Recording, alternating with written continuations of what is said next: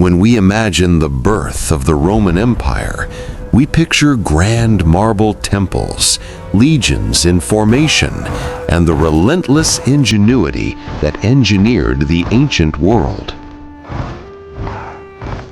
We see Rome as the beginning of power. The historical narrative is simple. The Romans invented the structured city, from grid-based roads to sophisticated sanitation. Their advancements were foundational, establishing the rule of law and engineering in the West. But the story is incomplete. Deep beneath the Roman cobblestones, under the very arches they celebrated, lies a civilization Rome intentionally erased. A kingdom that taught them how to build, how to worship, and how to fight.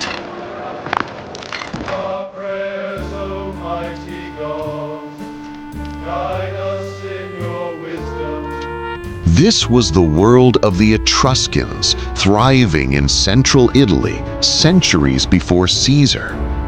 The Romans were masters of concrete, but their most critical infrastructure, the Great Sewer, the Cloaca Maxima, was adopted directly from Etruscan hydraulic technology. This engineering didn't just drain swamps, it fundamentally allowed Rome to become a functional, defensible city, surviving where others failed. Even the iconic symbols of Roman authority are borrowed. The fasces, the bundle of rods and axe carried by lictors, did not originate on the Tiber.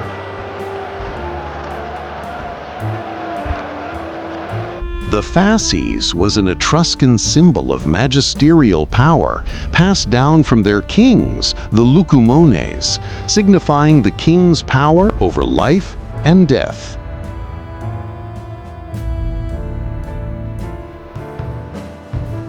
And perhaps the most transformative yet brutal Etruscan legacy is the ritualized violence that evolved into the arena games. These weren't entertainment, they were sacrifices of honor, a duty to the dead that Rome later transformed into mass public spectacle.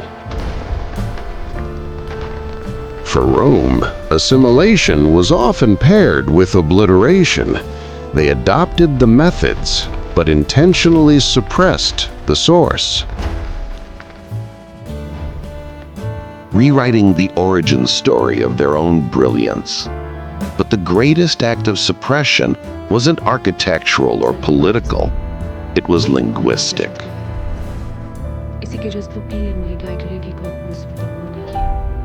Rome left millions of words.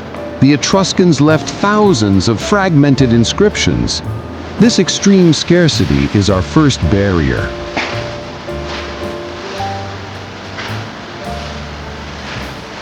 We can read the script, which is a clear descendant of the Greek alphabet. We know how to pronounce the words. The most significant text we possess is the Liber Linteus, written on a linen book, which was shockingly preserved because it was used as mummy wrappings in Egypt. But we cannot comprehend the grammar, the syntax, or the structure of their thought. Etruscan is an isolate, unrelated to its Indo-European neighbors. This is the anomaly, an untranslatable read, like having the letters of a sentence but no dictionary to explain the core concepts.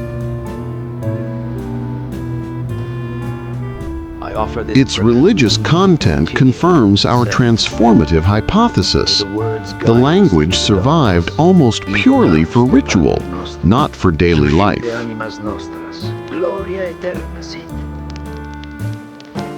The language was absorbed not by war, but by silence.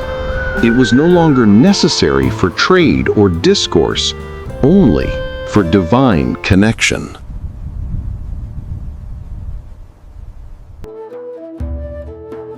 To understand their silence, we must see their lives, which were remarkably different from the rigid Roman world that followed them. I swear the look on his face when the rooster... Crucially, Etruscan women held a status unseen in early Rome. They could own property, dine alongside their husbands at banquets, and wield social influence. This freedom, often mistaken by Greek and Roman writers as scandalous, was a measure of a society more fluid and perhaps in some ways more advanced.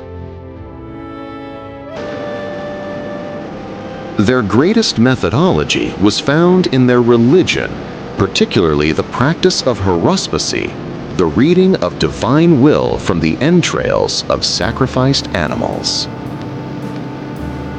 Roman priests, the augurs, adopted this practice directly.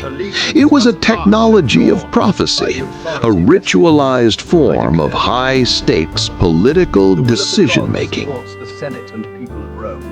From the depths, the truth emerges. Every decision, from launching a campaign to founding a city, required the meticulous inspection of these omens.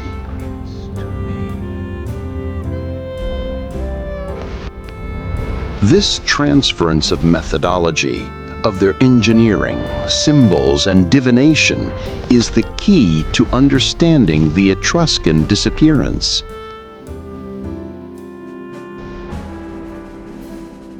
The climax.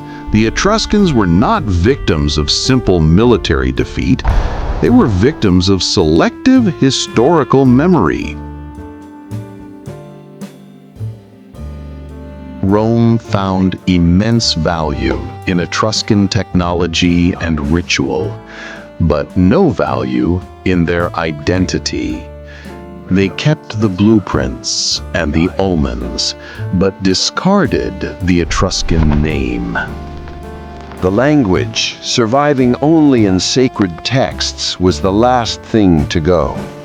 When their rituals became Roman rituals, the very need for the Etruscan tongue vanished. The Etruscan people were not destroyed. Their civilization was subtly, effectively absorbed.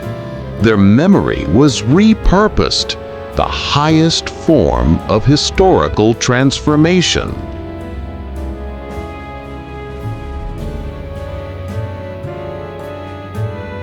This is the Anomaly Script, and we find the answers buried in the details.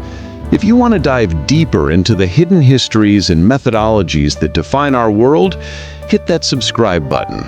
We release a new deep dive documentary every week.